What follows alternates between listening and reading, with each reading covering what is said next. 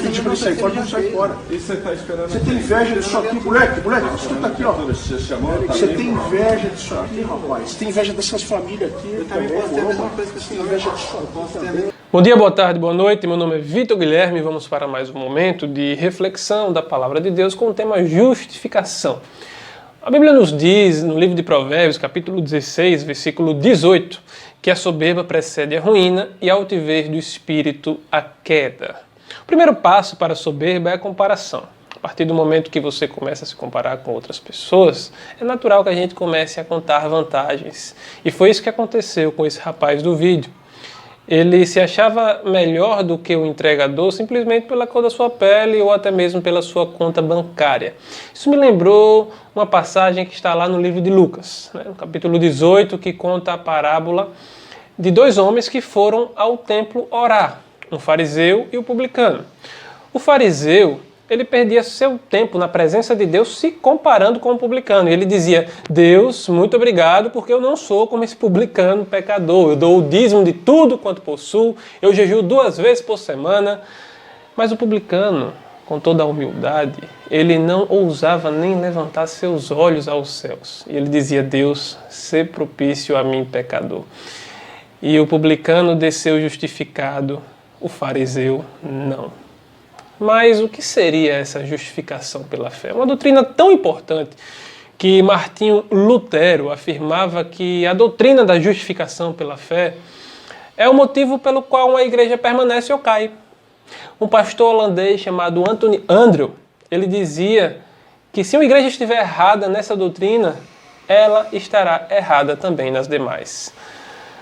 Agora, em linhas gerais, a justificação é um ato de Deus em que ele declara o pecador eleito como sendo plenamente justo diante da sua lei pelos méritos de Cristo na cruz do Calvário. A justificação é um termo jurídico. O contrário de justificação é condenação. Essa palavra ela se refere a um decreto de um juiz que declara um julgado como sendo culpado ou inocente. E foi justamente isso que Deus fez conosco.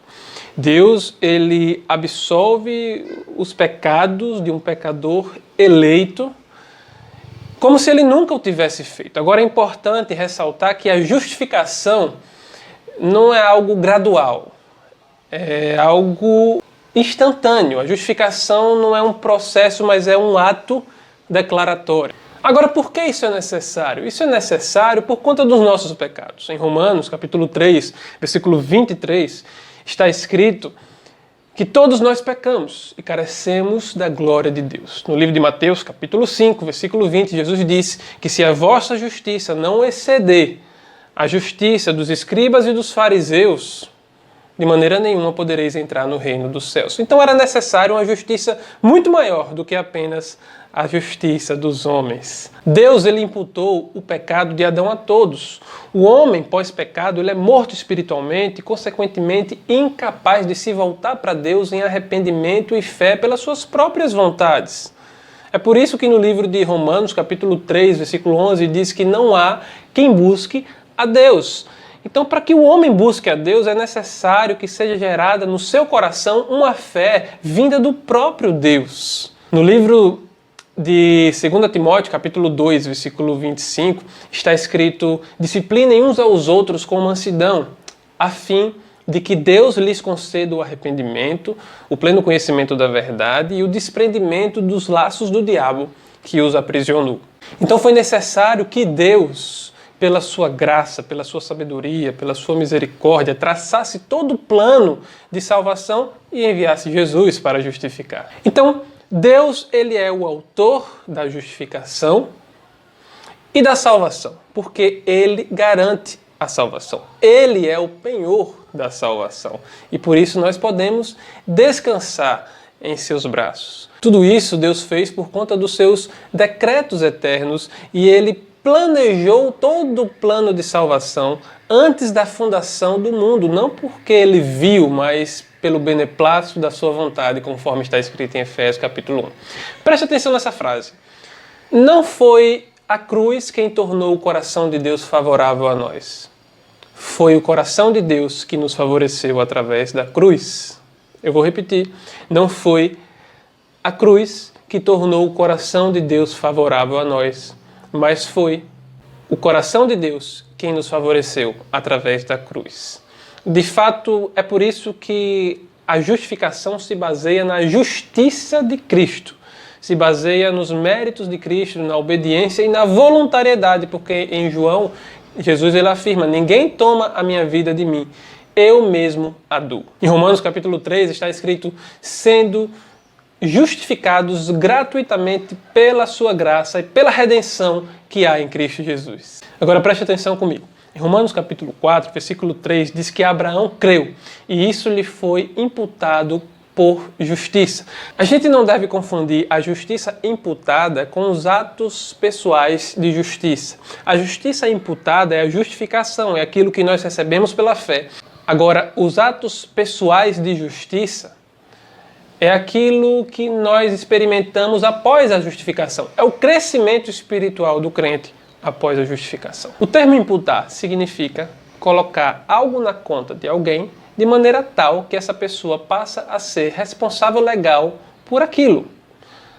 Imputar não significa você mudar a essência.